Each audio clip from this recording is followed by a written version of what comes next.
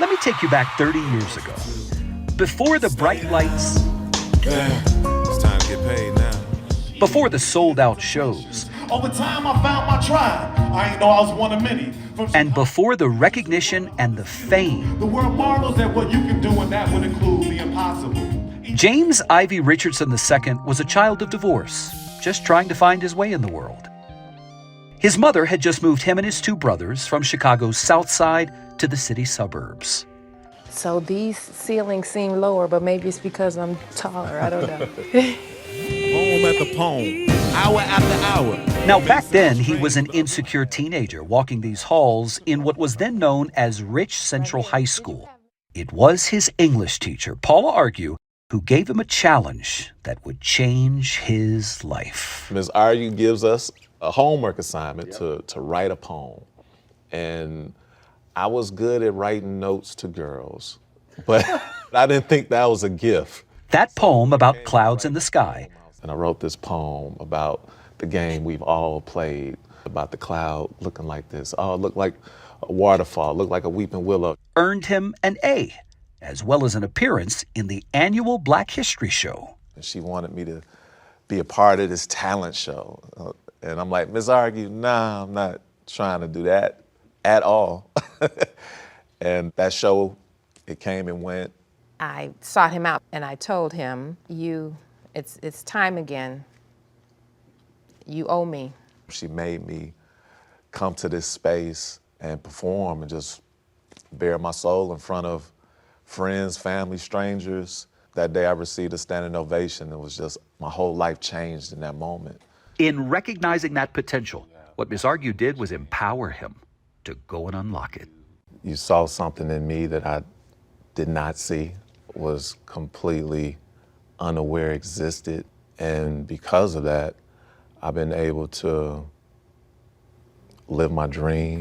Well, that dream, which began in Ms. Argue's English class, carried him to Illinois State University.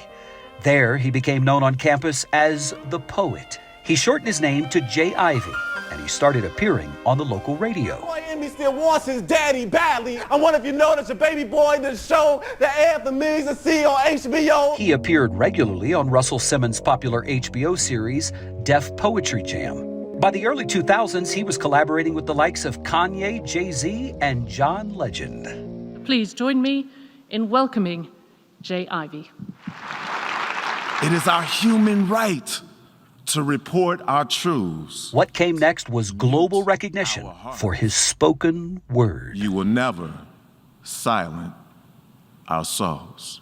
And I wonder what would have happened if you hadn't spoken, just looking at how everything has lined up since then. I need you to know that by you sharing with me the impact that I've had is that you affirm my purpose. Yeah, I mean, you're very powerful. Very powerful. In 2022, he recorded his 6th album. It was titled The Poet Who Sat by the Door. The first track, called Listen, is an homage to Ms. Argue. Back in high school, I had a teacher named Ms. Argue. What I learned is you're not gonna argue with somebody named Ms. Argue. She wanted to challenge our young minds, so she would search for ways to make us look in the mirror and ask, who are you? I was bitten. This new need to tell our story kept itching, pushing me to write on, so I pushed the pen, not really knowing where to begin or how to end. Instincts are the seeds of our purpose. And my instinct kept telling me to listen to that inner voice, find the source, and tap in. That's awesome. Thank you. Thank you. I don't even know what to say.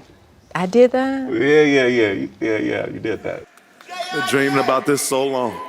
In February of this year, J. Ivy won the Grammy for Best Spoken Word Poetry Album. It's a category he helped to create.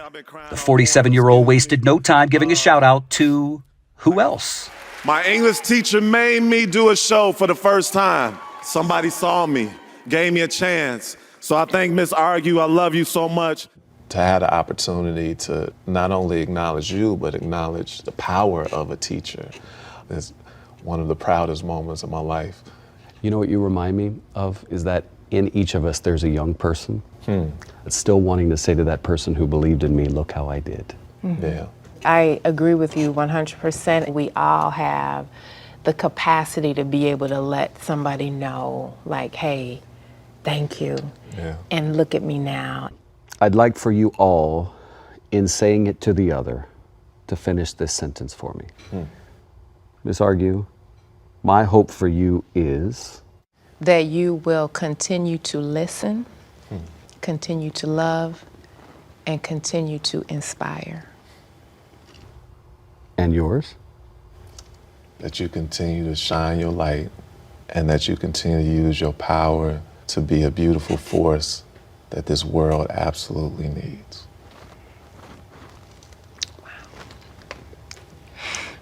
And don't let nobody argue with you either. It's very sweet. That's really nice. Beautiful. David, I love that her last name is Argue. That's a great name for a teacher. We should say you look like you're in a hostage situation, but really you're at the airport heading to Florida to cover the impending storm. So I just want to let people know what's happening with David Begnaud. But I want to talk about your story for a second. Yeah. Because I saw Jay Ivey in New York recently, and he said to me, he was very excited about doing the interview with you.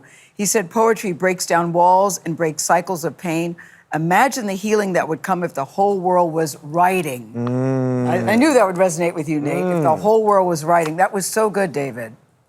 Gail, you know, I hope everybody's takeaway after seeing this is figure out who it is that believed in you and call them today. Yeah. And thank them for believing in you. And then on top of that, if you have the ability to be a Miss Argue, do it. Because I'm telling you, the only thing greater than getting a gift is giving one. Miss Argue is so grateful for all that James has done to affirm her purpose. By the way, she still calls him James. James for Miss Argue, J. Ivy for everybody else. Yeah, well, he talks David, in poetry, don't he you does. think? He does. Very melodic. He does. Yeah. Yes, he is. He's fantastic. Well, I think the important thing with Miss Argue there is she didn't just recognize the talent, it's the art of the nudge. She's saying, you owe me. You're going to get on this stage. And that is the moment that changed his life. I like when she said, Tony, I did that. I did that. Because, Nate, you write poetry, Tony, I think so you that's a- understand this. I do. It's healing. It's healing. What's that, David? Well, you bring up a good point, Tony, in that a lot of times the people who believe in us, they have to tell us time and time again, I'm telling you, I believe in something that you haven't seen yet. So I need you to trust me to believe in you so you can then believe in yourself. That's the key to this story, and I think the biggest takeaway. And sometimes really important if you don't get it at home, that you get it from somebody else, and all you need is one. That's right. All you need is one person who believes. That's right. And David, safe travels to you.